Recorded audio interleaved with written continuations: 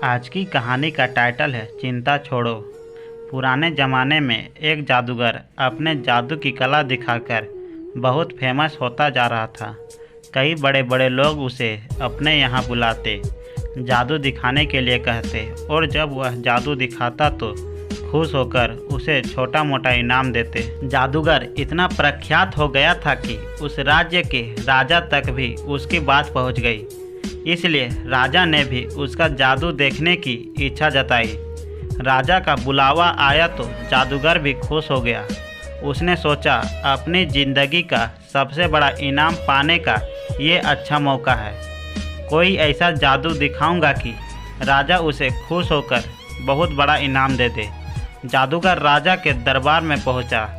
तब तक सोचा नहीं था कि वह क्या जादू दिखाएगा। उसे यह तो पता था कि छोटी मोटी चीज़ें गायब करने वाले जादू से राजा को वह खुश नहीं कर सकता। उसे कुछ बड़ा करना पड़ेगा। उसने जब राजा को पहली बार देखा तो उसकी नज़र सबसे पहले राजा के मुकुट पर पड़ी और उसने मन बना लिया कि राजा का मुकुट ही गायब करके सबको आश्चर्यचकित किया जाए। जादूगर ने अपना जादू शुरू किया और जैसा उसने सोचा था राजा का मुकुट गायब कर दिया। राजा का मुकुट गायब होते ही सभा में बैठे सभी लोग राजा पर हंसने लगे। राजा को लगा कि जादूगर ने जानबूझकर उसकी तौहीन करने के लिए ऐसा किया है। राजा लोगों की हंसी को अपना अपमान समझ बैठा। गुस्से में आए राजा ने तुरंत उस जादूगर को पकड़कर कालकोठरी में डालने का हुक्म दिया और साथ में यह भी कहा कि उसे 7 दिन के बाद फांसी की सज़ा दी जाए। जादूगर ने ऐसा सोचा नहीं था जो हो गया। फिर भी जादूगर इतना परेशान और दुखी नहीं दिख रहा था जितना उसे होना चाहिए था। जादूगर की पत्नी को जब इस बात की खबर लगी तो वह दौड़ी दौड़ी जादूगर को मिलने के लिए कालकोठरी में आई। वह अपने पति को इस तरह मुसीबत में फंसे देखकर रोए जा रही थी। जादूगर ने उसे समझाया कि चिंता मत करो और खुश रहो। पत्नी को लगा कि मौत की सज़ा सुनकर जादूगर को सदमा लगा होगा, इसलिए ऐसी बहकी बहकी बातें कर रहा है। पत्नी बोली, आप ऐसे समय में भी कैसे खुश रहने की बात कर सकते हैं? जादूगर पत्नी से बोला, अभी से क्यों दुखी होना, अभी मेरे पास 7 दिन बचे हैं, बाद में देखेंगे जो होना होगा। जादूगर की पत्नी रोज़ उसे मिलने आती और जादूगर उसे खुश रहने के लिए कहता और कहता कि अभी इतने दिन बचे हैं। आखिरकार वह दिन आ गया जिस दिन जादूगर को फांसी देनी थी। राजा भी उस दिन अपने घोड़े पर सवार होकर जादूगर को देखने के लिए आया था। राजा को घोड़े पर देखकर जादूगर के दिमाग में एक आइडिया आया। वह राजा को देखते ही उदास होने का नाटक करने लगा और रोने लगा। राजा ने उसे कहा कि क्यों उस दिन तो मेरी बेइज्जती करके हंस रहे थे और लोगों को भी हंसा रहे थे, आज क्यों रो रहे हो? जादूगर ने कहा, महाराज, मैं मौत के डर से नहीं रो रहा। मौत का क्या है, वह तो एक दिन आनी ही है। मैं इसलिए रो रहा हूँ कि मेरे इतने सालों की मेहनत जिससे मैं अपने घोड़े को उड़ाना सिखा रहा था सिर्फ 1 साल की वजह से बर्बाद हो जाएगी।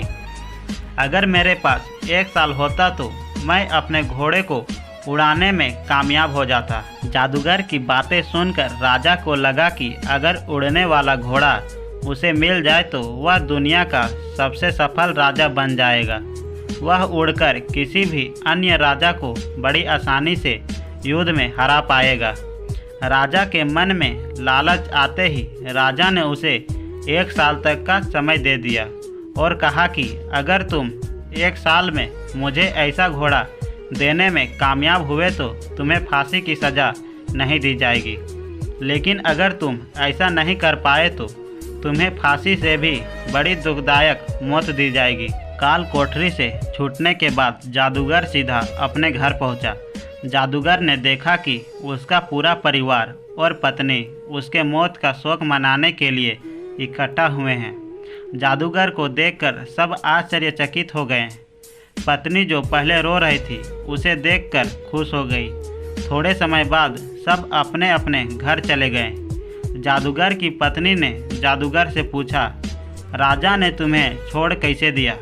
जादूगर ने उस शर्त के बारे में बताया जिसमें जादूगर को एक उड़ता हुआ घोड़ा राजा को 1 साल के भीतर देना था। शर्त सुनकर जादूगर की पत्नी फिर गुस्सा हो गई और बोली, तुम कैसी अजीब शर्त मानकर आ गए?